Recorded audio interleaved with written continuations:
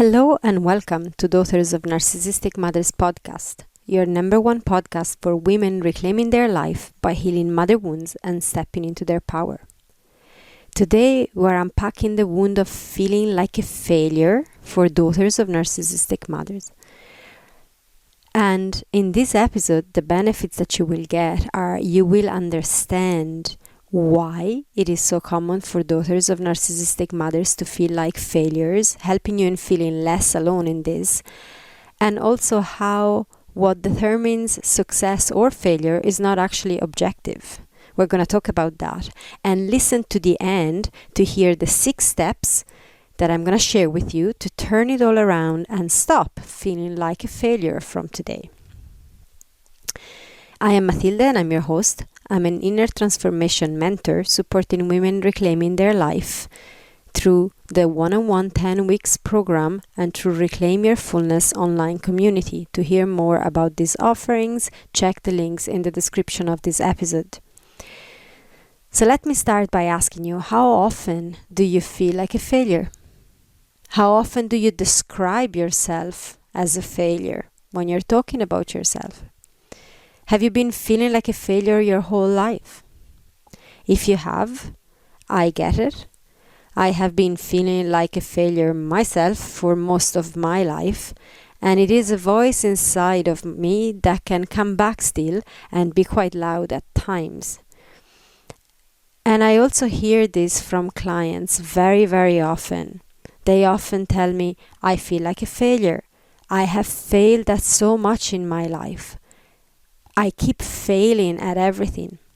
And there's so much pain that comes with this feeling of being like a failure, of being a failure. So much pain. It breaks my heart when I hear a wonderful person describing themselves as a failure. So I wanted to do an episode on this because it is such an important topic. If you're feeling like a failure, or you have felt like that often in your life, the first thing I want you to know is that you're not alone. Many feel the same way, and many don't say that out loud, but they're feeling it on the inside nonetheless. So when you're going around and you're seeing all these incredibly successful looking people, very often inside they're feeling like a failure too. They may not be showing it as much. So you're not alone. And it is common for daughters of narcissistic mothers to feel like a failure. Is it because we are? Absolutely not. So why do so many daughters of narcissistic mothers feel like a failure? Let me start by asking you this. Who determines what is failure and what is success? You know, who is this group of people or who is it that says yeah, that's a failure and that's a success, that's it? Who is it? What are the objective criteria to go by in defining a person as a failure? Who holds the truth of what it means to be a failure? And who imposes those criteria onto others from the very start of their life? You've guessed the answer, I'd say, by now. A narcissistic mother does. A narcissistic mother, and of course, a narcissistic parent in general, will have a very precise set of truths as to what is to be considered a failure and what is to be considered a success. And she will make sure to let you know in which category you fall with each thing that you do. From a narcissistic mother, you're going to hear it very, very often. What is failure and what is success?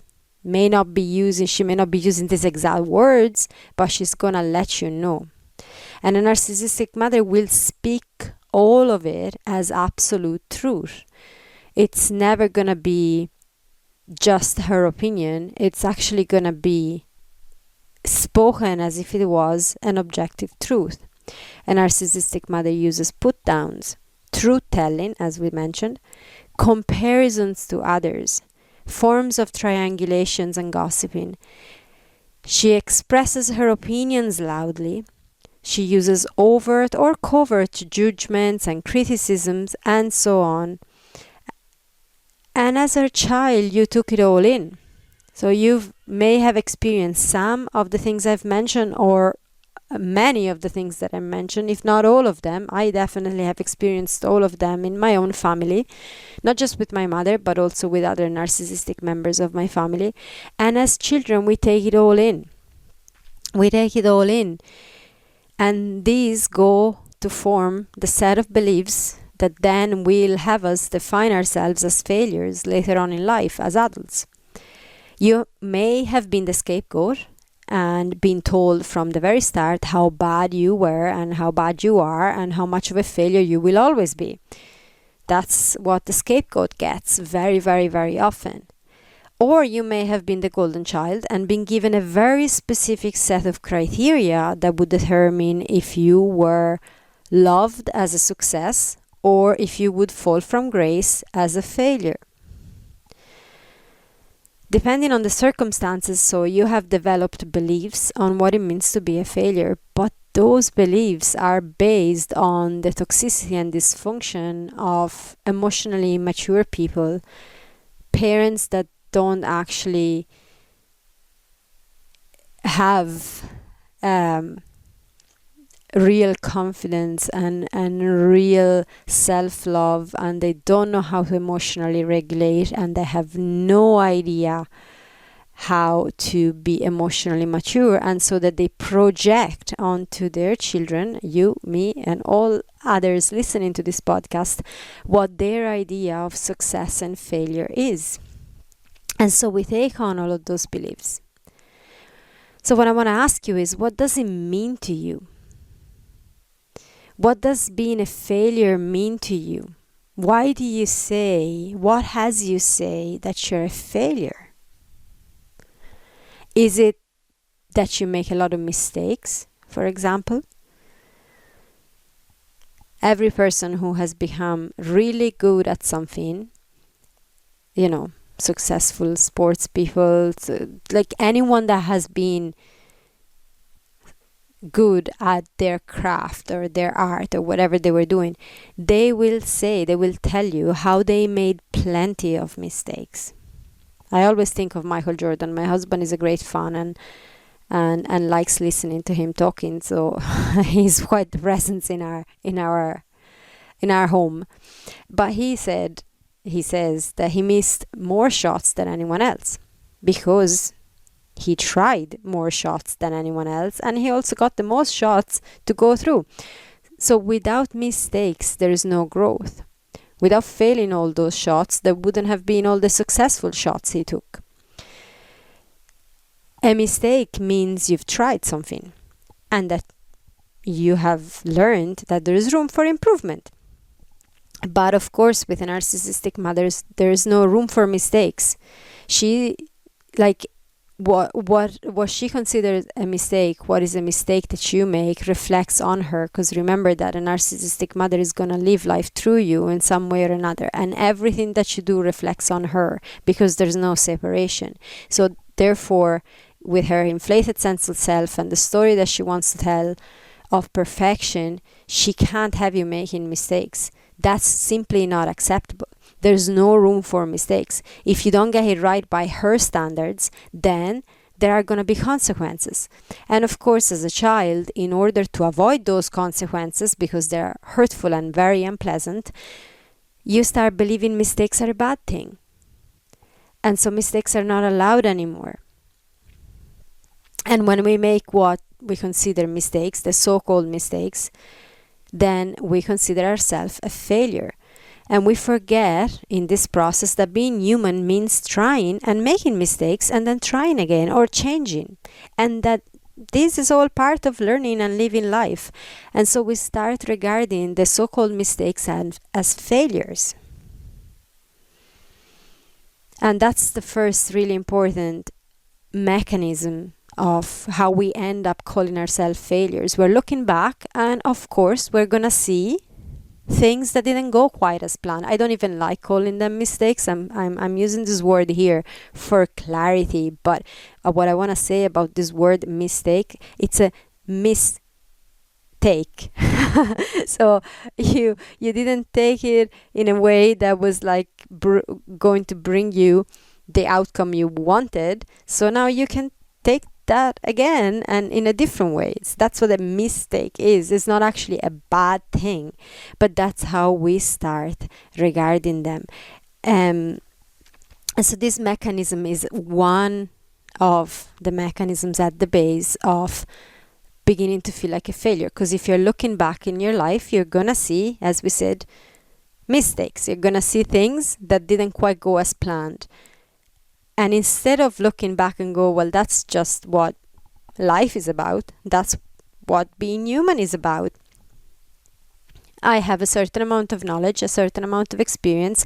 I try different things. Sometimes they are successful and sometimes they're not. Sometimes they go and give me an outcome that is what I wanted, and sometimes what I've tried doesn't actually work. Maybe because I need to learn something else or I need to change a little, but we don't see it that way. We start judging it as a mistake with a negative connotation to it, as a failure, as something bad. And also that failure means that automatically if I failed at things, then I am a failure. And we start identifying with that failure because this is what your mother told you growing up. When you were making a mistake, you were told you were wrong, you were bad, you were a mistake. Has anyone been told you were a mistake? I have. and it hurts, but we start taking it on. So that's the first mechanism. And then there's the set of criteria you have learned that define failure or success inside your family. So in my family, for example, success is only ever determined by the amount of money one makes. Nothing else really matters in my family. When they ask you how are things going, what they want to know is how's your bank account. They don't want to know if you're happy, if you're feeling calm and peaceful and serene, or if you're sad, or if your garden is growing beautifully, or I don't know, whatever, or if you're getting you're getting good quality time with your children or with your husband. Like, they don't care about any of that. What they want to know is how much money are you making. That's success, okay? And nothing else is celebrated.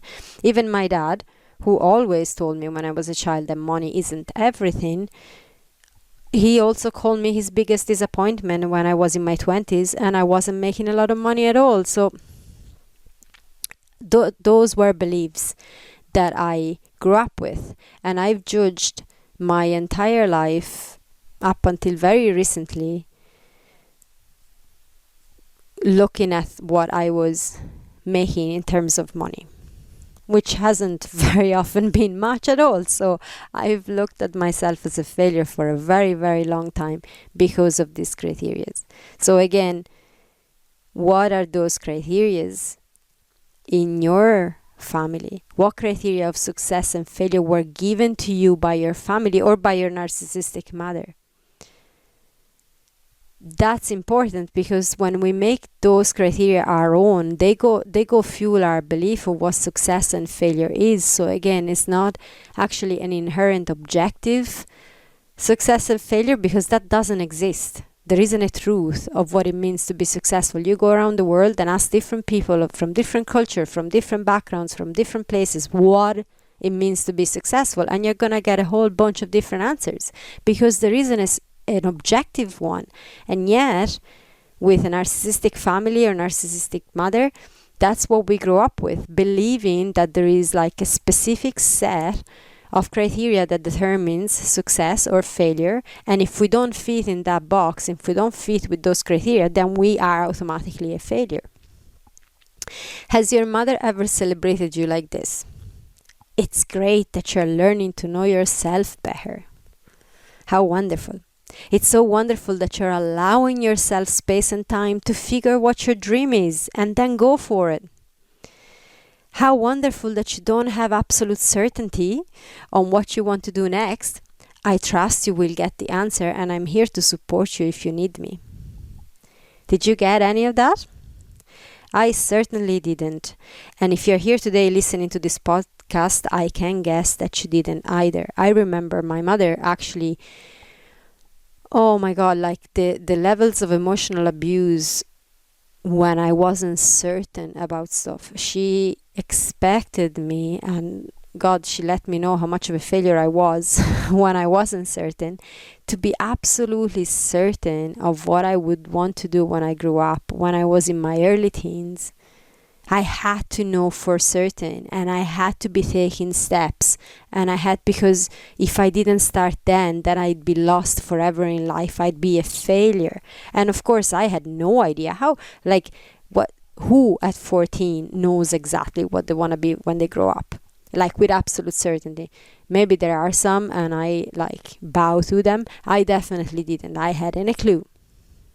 My family was split in a million different ways, in different countries. Some were living in Ireland, some were living in Italy, some were living in the States. It was like I had no idea what I wanted to do, where I wanted to live. I didn't know what I was going to do the next day. And this lack of certainty was such a big deal. She used to get so mad at me, hours and hours and hours of horrendously abusive conversations with truth telling and all of that. So how different would it have been to hear her saying that it was wonderful that I didn't have certainty, and that she trusted that I would have gotten the answer when the time was right, and that she was going to be there to support me. That is the difference that it makes in the set of beliefs that we take on. What we've been given out to for, what we've been told, the truths that we've been told by our mothers and all of that, they all go to form the set of beliefs that now have us saying, I'm a failure. So what example did you get? That's another mechanism. So we've spoken about this not allowance to make mistakes, and how mistakes are regarded and judged as really bad and make you a bad person, make you a failure. The second thing is the set of criteria that you've been given that determine what a success and a failure is. And the third mechanism that I want to talk about today is, what example did you get? What example? How balanced and stable was your mother, or your parents, or your family in general? How happy and emotionally regulated was your mother or your family in general? Mine definitely wasn't. Not only my mother, but if we want to go into specific with my mother, her example of how to deal with money and career, her example on how to be in a healthy relationship, her example on how to mother children, her example on how to deal with challenging emotions, were all screwed up. There was no good example there in any of that. And there was no guidance. What guidance did you receive? Was it healthy guidance, or was it toxic? With a narcissistic mother, it hardly ever is healthy guidance. We don't get that. So how can you be a failure in life if you got no guidance on anything? No example to go by. Like, if I asked you, I love horse riding. I've done it for years, since I was a child, and I don't know how many of you listening in do that. But if you've never been on a horse, and all of a sudden you are told, get up on a horse and, I don't know, do whatever, do some training tricks, or do jump a fence or whatever, and you can't do that, would you define yourself as a failure? Not really, because you've never done it before and you've had no guidance. Now, if you start taking lessons, and then you get like beautiful guidance, and you're actually going to succeed. There's not going to be room for failure. At the most, you're going to decide that you don't like it, and you're not going to pursue it. But if you love it and you want to keep going, you are going to be successful, because you've received the guidance that's required. We have not received guidance in anything in life in a healthy way. We've received a lot of truths, a lot of opinions, a lot of criticism and judgment, a lot of that. But actual guidance, actual good example, we didn't get. So that's the third mechanism. We actually did not get any guidance as to how navigate this life. And the tools that we've been given were messed up at best. So all of this long-winded talk to say, you are not a failure. I know that for a fact. You're here today. You made it here. That's to be celebrated. Some of the life that we've lived, the things that we've been through, you're here. And although I don't know you, so I can't go into specifics, I know there's plenty you did and achieved up until this moment that is absolutely amazing. I know that for a fact. Only you don't know that you can call that a success because no one ever acknowledged it as that. That's the thing. It doesn't fall in that set of criteria and beliefs that determine it an objective, quote unquote, success. And so you're looking at your life and you're only noticing the things that you failed at because your mother made sure to underline those, to highlight those. And you're not seeing the beautiful and amazing things you've done up until now. But I know you have done plenty of amazing stuff. You've achieved plenty. So what can you do? I promised you 6 steps. I said if you listen till the end, you're going to get 6 steps of something you can do from now to stop feeling like a failure. So what are these 6 steps? I'm going to tell you now. Step 1, answer what success means to you. What does success mean to you? And not what it means to the rest of the world or to your narcissistic mother or to your family system, but to you.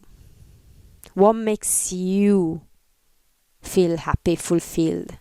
And this may take a little time because at the beginning, especially when we're trying to untangle from the family system and from a narcissistic mother, we may actually have no idea. Once we start removing all the things that, okay, those are the criteria my mother told me, those are the things that my mother thinks is success and all of that, we might be left with quite a blank and not knowing, okay, what does it actually mean to me? So it may take a little while. But I promise if you stick with that, you're actually going to start getting real pearls of what is really meaningful to you. And that's going to be very helpful. So that's the first step. The second step is stop comparing yourself to others. If you've listened to this podcast for a while, you know that I say that a lot. And I say that a lot because comparison is poison. It's absolute poison. It's so unhelpful. What you see, what other people show you, especially in this era of social media and all of that, it's rarely the full truth. I could say it's never the full truth, but I don't want to be that absolute, but it's definitely rarely the full truth. And in any case, there's no objective formula. So what makes others feel successful, let them be. Yeah, that's great. And you just stick with what makes you feel successful. And if you haven't gotten there yet, that's okay. There isn't a timeline. You know, if you haven't gotten there by a certain time, then it means you're a failure. There isn't a timeline. I always go back to, there's one example of an author that I can't think of the name right now, but he started writing novels in his 60s and he became incredibly successful and sold a lot of books. And I wrote my first novel and I'm 40 and it's not published. It's on Wattpad for people to read. You're welcome to read it. The link is in the description of the episode, but it doesn't matter. My success, for me, what that means is I wrote it. I enjoyed the process immensely. I had so much fun. And I have fun when I hear that people have read it and they enjoyed it too. That's my success. So again, what it means to you, that's really important. And stop comparing yourself to others. Success might mean something different to them, and that's okay. Let others inspire you rather than compare yourself and feel defeated. Step number 3, normalize making mistakes. We spoke about that in the mechanism. Mistakes are part of life, are part of growth, of creating anything meaningful. Mistakes are necessary to gain wisdom and to grow in life. So celebrate them.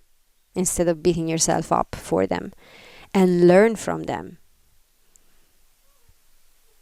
Call them experiences instead of mistakes. If mistake has, it has quite a negative connotation at this point in general. So they're not mistakes, they're experiences you've learned from.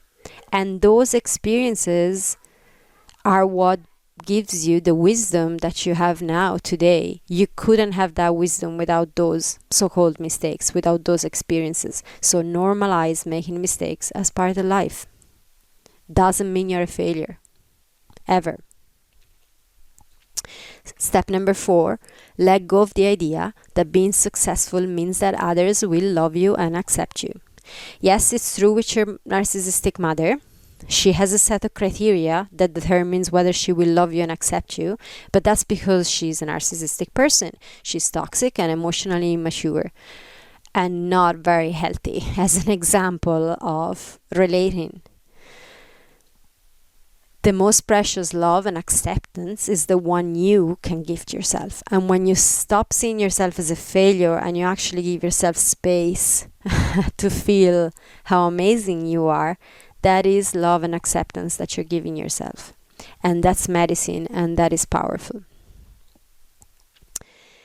Number 5, start consciously celebrating yourself.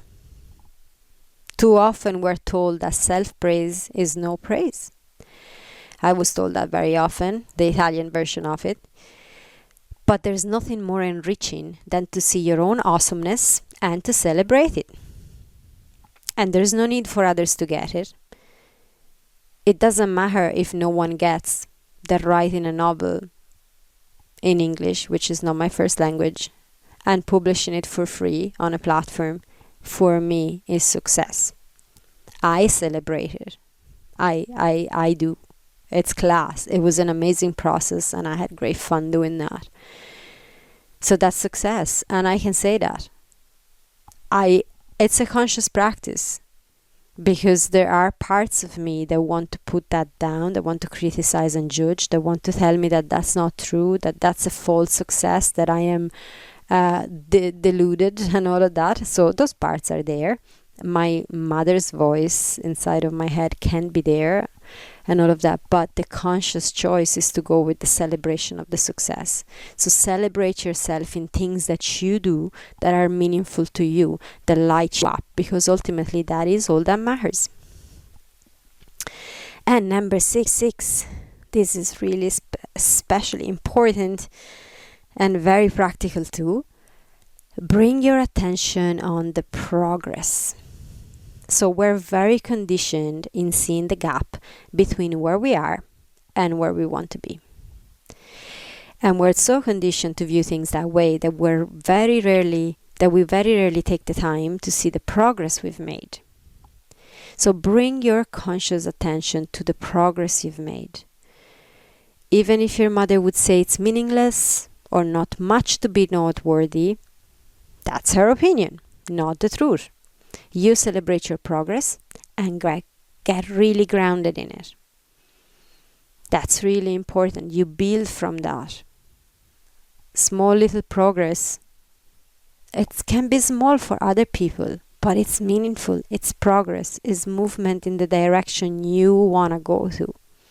And that's important to note and to celebrate. So I want to recap the steps that I just mentioned. Find out what does success mean to you. Really important. It's going to take some time, but get started on that. Stop comparing yourself to others. Normalize making mistakes. Call them experiences you're learning from and gaining wisdom. Let go of gaining love and acceptance through so-called success. Love and accept yourself. Right here, right now, exactly as you are. And again, this is a conscious choice because I know that the conditioning is completely different, but you can start choosing different from now. Consciously celebrate yourself and bring your attention on the progress. And remember, I want to add now at the end that your worth is so not determined by what the world describes as success. You are lovable and worthy exactly as you are. I know you haven't been told this very often, and definitely not growing up. I've never been told that growing up. But you can start telling that to yourself right now, and I am telling you now. You are lovable and worthy exactly as you are, right here, right now. So with that, I'm gonna bring it to a close. I hope this was helpful for you. If you have any questions, feel free to leave them in the comment, or also you can send me an email at matilde@womenreclaimingtheirfullness.me. Subscribe to the newsletter to learn more about the one-on-one program and the Reclaim Your Fullness online community. And with that, I'm going to send you lots of love, and bye for now.